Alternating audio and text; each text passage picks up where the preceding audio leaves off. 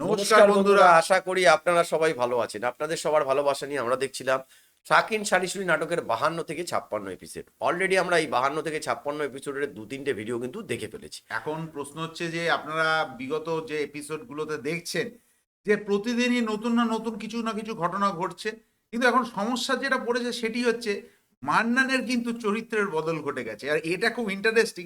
এবং মন্ডল সাহেব মান্নানের এই চরিত্র দেখে কিন্তু সেও খানিকটা ঘাবড়ে গেছে। আর অপরদিকে আপনারা জানেন যে রসন অর্থাৎ মন্ডল বাড়ির আরেকজন লোক, সে কিন্তু বাপরে বাপ, মন্ডল বাড়ি সে একদম কিন্তু ঝামেলা একটা পাকিয়ে বড় দিয়েছে। সড়ো কিছু একটা অপারেশন আর একটা কমেন্ট দেখলাম, এক ভাই কমেন্ট করেছো যে আপনার দাদা ভিডিওর কালার কেন চেঞ্জ হয়ে যাচ্ছে। কালার কোনো চেঞ্জ হচ্ছে না, ওটা আমরা ইচ্ছা করে ফিল্টার করে দিচ্ছি। তার কারণ কিন্তু ইউটিউবের পলিসি কিছু চেঞ্জ হয়েছে। সব ভিডিওতে দেখছি কিন্তু আমাদের কপিরাইট দিয়ে দিচ্ছে, ওই জন্য আমি একটু কালার গ্রেডিং করে ছাড়ার ফলে দেখছি কপিরাইট গুলো আসছে না। তো ভিডিওর অল্টারেশনের ক্ষেত্রে সেই জন্য এটা করেছি। দয়া করে আপনারা সেই জন্য আপনাদের থেকে ক্ষমা চেয়ে নিচ্ছি, একটু অ্যাডজাস্ট করে নেবেন। কারণ আমি আজকের কালারটা যেটা দিয়েছি সেটা হালকা করেছি, আগের দিন একটু ডিপ হয়ে গেছিল। তো সব মিলিয়ে আশা করি ভিডিওটা আপনাদের ভালো লাগছে। তো চলুন বন্ধুরা দেখে নিই। শিখতেই ছাড় ওকালতি পাশ দেওয়া লাগে না, আইনের ঊর্ধ্বে কেউ না। এই শিক্ষা তো স্যার আমরা বাপ দাদার কাছ থেকেই পাইছি। এই যেমন ধরেন তো সালাম আলাইকুম। কিডা আপনি তো সুদেশি ভাই। সালাম আলাইকুম স্যার, কিরাম আছেন? বাবা ঢুকে বসে বললো, দেখুন টেনিসটা না মোবাইল রুইতনের হাতে দেখেছিলাম স্যার, ভালো আছেন স্যার?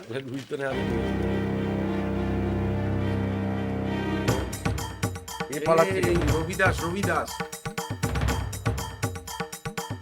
কেন রবি দৌড়ছিস কে? বলুন কাকা, জলদি বলো, পুলিশ আইছে। কি বললা?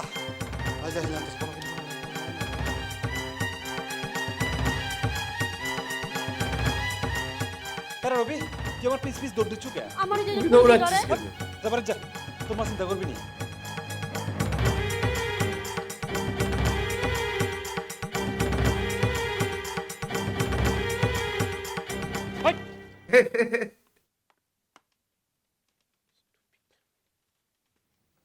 ডাক্তার সাহেবের ডিগ্রিটা কি জানতে পারি?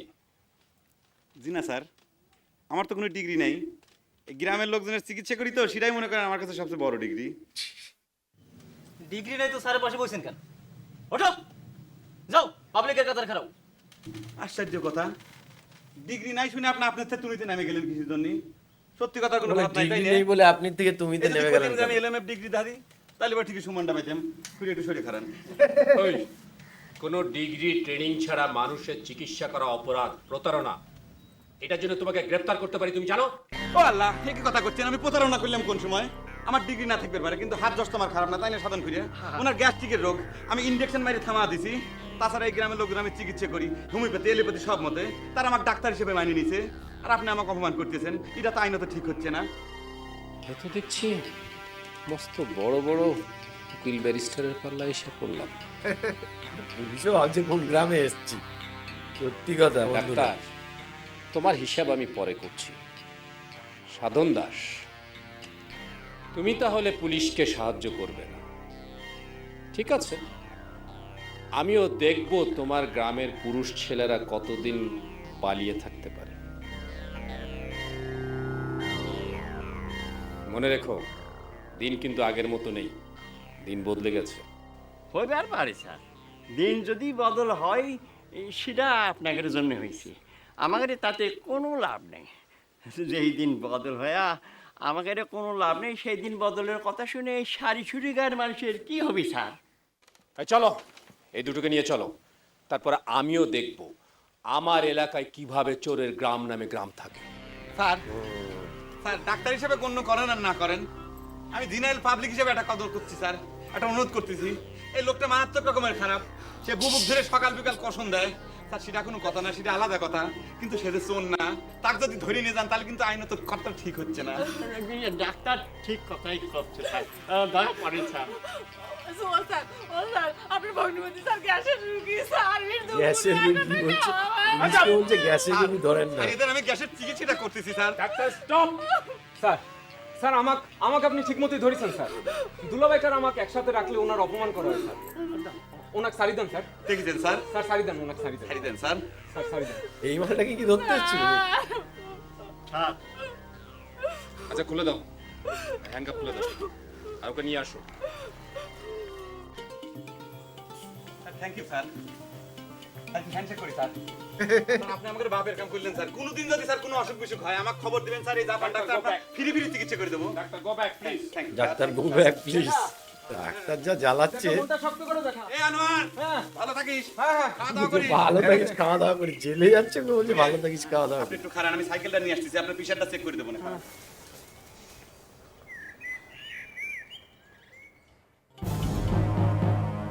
আমার সঙ্গে কি আবার কাউকে দেখবে নাকি? এদিকে রিগানকে তো ধরে নিয়ে গেছে বলে। হ্যাঁ, এটা কিসের জন্য আর আমি কার জন্য এলো পুলিশটা কিন্তু খোলসা করে বললো না যে আমরা এগিয়েছি। ও বলছে ওকেই ধরতে এসছি। ও দুদিন আগে ছাড়া পেয়েছে, ও তো নিজেই বললো যে দুদিন আগে ছাড়া পেয়েছি। আমার মনে হচ্ছে ওকেই ধরতে এসছি। দেখা যাক এখন শেষ পর্যন্ত কি হয়।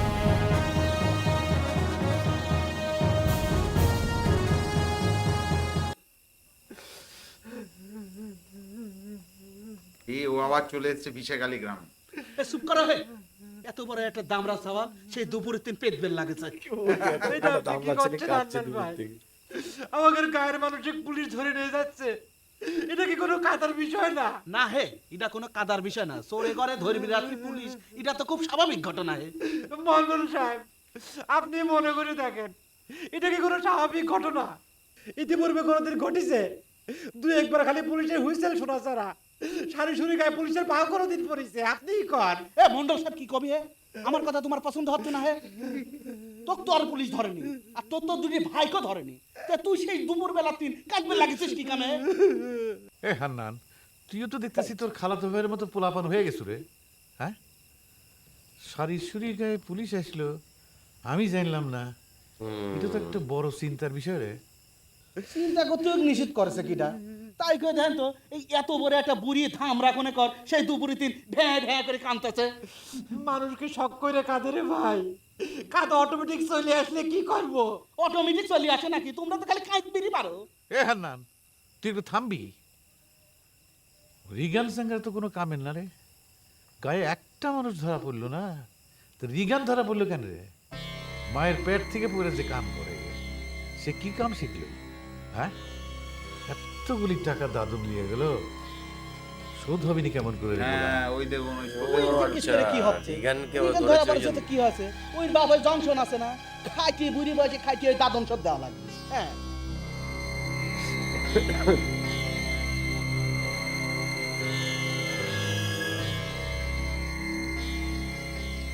তোমার সাওয়ালটা খালি হাতে পায়ে লম্বা হয়েছে জাংশন।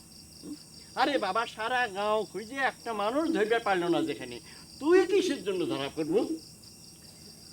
একদিক থেকে ভালোই হয়েছে রিগান ধরা পড়ছে জন্যই তো জামাইটা ছাইড়ে গেছে পুলিশে খালি হাতে যাওয়ার মাল বাহাদুরি দেখানোর জন্য একজনকে ধরাই লাগে আপনারা কে মুজাক সারাইবার জন্য হাত পায়ে ধরবে গেছিলেন কাকা?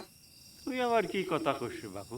হ্যাঁ, জামাই মানুষ না, তারপর মেয়েরা এসে কাঁদাকাটি করতেছিল।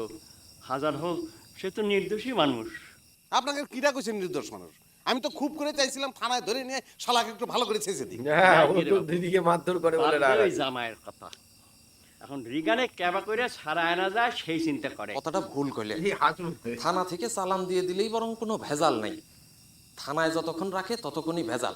ওই মারধর করে তো। আচ্ছা জ্যাঠা, ওই যে দারোগা আইলো তার মিজাজ মুরজি কিরাম বুঝলেন একটু বলেন তো? কাকা সারি সুরি গায়ে যে জামাই এসেছিল তার চেহারা ছবি কিরম সেই বিবরণটা দিয়ে দেন। জ্যাঠা, গায়ে পড়ে ঝগড়া করার মানা করেন। থানা পুলিশ দারোগার সম্পর্কে হাসুর জিরাম অভিজ্ঞতা আছে, কোনো বাপের বেটার সেই অভিজ্ঞতা নেই, সেটা কি মানুষ জানে না? তাহলে তো মিটেই গেল। আমাদের গায়ের রাজপুত্রের দোস্ত বন্ধুরা এসে তো রিগানেক ধরে নিয়ে গেছে। আমার মনে হয় রিগানেক থানায় নিয়ে বসায় চা বিস্কুট খাওয়াচ্ছে। তো যেটা তাক কন একটু থানায় যাই, গিয়ে চা বিস্কুট খাইয়ে এসুক, রিগানকে সারাই নিয়ে আসুক। যেটা গায়ে পড়ে যে আমাকে অপমান করা হচ্ছে সেটা কি আপনি বুঝতেছেন না? এই তোরা থামেক তো শিখছিস খালি ঝগড়া করবার হ্যাঁ আসল কামের কোনো খবর নেই প্রশ্ন নাড়াই শুরু হলো, করে পুলিশ যখন এলো পুরো গ্রাম কি করে খালি হয়ে গেল? মানে এদের এটা প্র্যাকটিস একবার যাবেন না হ্যাঁ, মন্ডল সাহেবের কাছে আগেও নিশ্চয়ই গ্রামে ভালো কথা পুলিশ মনে এসছে। করেছো গুরুদা। মন্ডল তো তোমাদের গায়ের বটবৃক্ষ, তো বটবৃক্ষ থাকতেই গায়ে পুলিশ আসলো কাবা করে? আরে ভাই কথাটা তো সেই জন্যই তাকে জানাইলে দরকার আসল ঘটনাটা জানা লাগবি তো আসল ঘটনা ঘাটবে গেলে জানা যাবে না মন্ডলের গায়ে পুলিশ পাঠাইছে। দেখছো গুরুদা, মানুষের সাথে পায়ের উপর পা দিয়ে কিরম শত্রু পয়দা করে। এই বিপদের সময় কি ওই মন্ডল সম্পর্কে এরকম আজে বাজে কথা ঠিক হচ্ছে? করে চুপ করে রে বাবা রিগানে ছাড়ানোর জন্য তোর এত উতলা হওয়ার দরকার নেই। জেল হাজত ওই বেটা ছাগলের জন্যই পয়দা হয়েছে। এই, তার বাবাই এই কথা বলছে। হাতটা ধর, সাইডে ভাত তুমি মুখে দাও। সারাদিন কিছু খাও নাই, এক ফুটো পানিও মুখে দাও নাই, পেটে পিত্তি করে যাবে নি। আর তুমি না গ্যাসের রুগী। পড়ে যাবে। তোর না কইছি আর সামনে বই জ্ঞান জ্ঞান করিস না, কথা তোর কানে যায় না। তুমি সাইডে ভাত মুখে দিলাও, আমি তোমার সাথে থাকবো না, সামনে বসে সত্যি জ্ঞান বলছি জ্ঞান চলে যাবো না। অন ভাত মুখে দিলে আর রাগ গোসা থাকবো? হ্যাঁ, রাগ করে আর কি হবি, যা হওয়ার তা তো হয়েই গেছে। তুই মোজাম্মেল হোসেনের স্ত্রী ওই পুলিশের সামনে গেলি কিনলে কি রে, আর মান ইজ্জত নাই? ও, এটা আর ভুল হয়ে গেছে। বিশ্বাস করো, আমি তো বুঝতে পারিনি। কাকালি যখন এসে আমার বাড়ির পর কইলো আমার পুলিশ ধরি বেঁধে নিয়ে গেছে, আমার কোনো দিক বিদিক জ্ঞানই আসিল না, পাগলের মতো ছুটে গেছি। জ্ঞান আজ্ঞা তোর বালা করে দি, তারপরে আয় ভাত খাম। আচ্ছা, সে জ্ঞান দিও নি। আমার যদি ভুল হয়ে যায় তাই নে, তাহলে তো তুমি আমার জ্ঞান দিবে তাই নে। তা তুমি চারটি ভাত খাও, মুখ ঘুরিয়াও, তোমার পেটে পিত্তি ভরে যাচ্ছে। এই তোমার জন্য ঝাড়ে একটু চোরচুট্টা মানুষ, আমার ঘরে তো বিবেক আছে নাকি? তাহলে এক কাম করেন, একটা থালার মধ্যে একটুখানি ভাত আর কিছু ভর্তা টর্তা দিয়ে নিয়ে আসেন, সেটা খেয়ে আমি পানি খেয়ে লিবানে, তাহলে পরে আর কোনো ঝামেলা থাকবে না। ভাতের নামে কোনো খবর নেই, উনি একবারে ভর্তা গোস্ত সালনের কথা কয়ে দিলি। মন্ডল বাড়ির ভাতের মালিক কি আমি নাকি?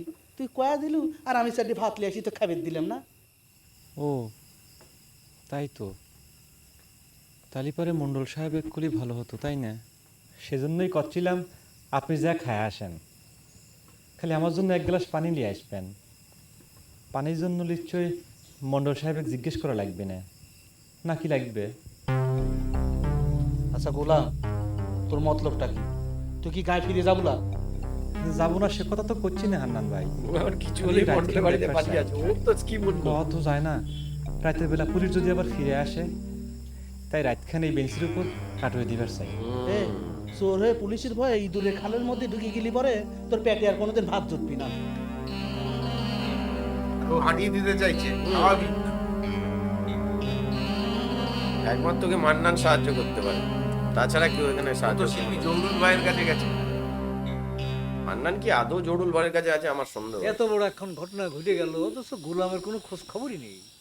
আরে আমি তো কোনো হিসেব মিলাতে পারতেছি না রে রঞ্জু, এরই তোর কে গোলাম না তোমার পার্টনার, তুমি হিসাব মিলাতে পারো না, তাহলে পরে আমরা কেমন করে হিসাব মিলাবো, বুঝবো কেমন? আসলে আগে পিছে গোলাম আর এই গায়ে থাকবি না রে, মন্ডলের বিটি বিয়ে করে ঘর জামাই হয়ে থাকবে।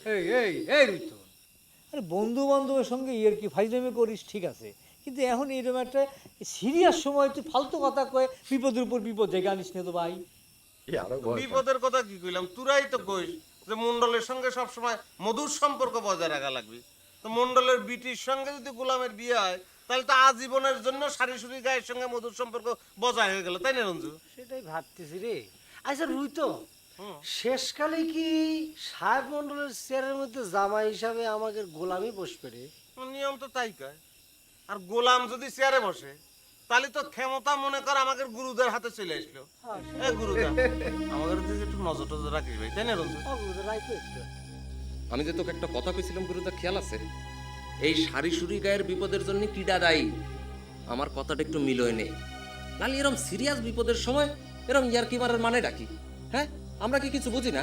কেরে গুরুদা, আমাদের সময় কোনো দাম নেই নাকি?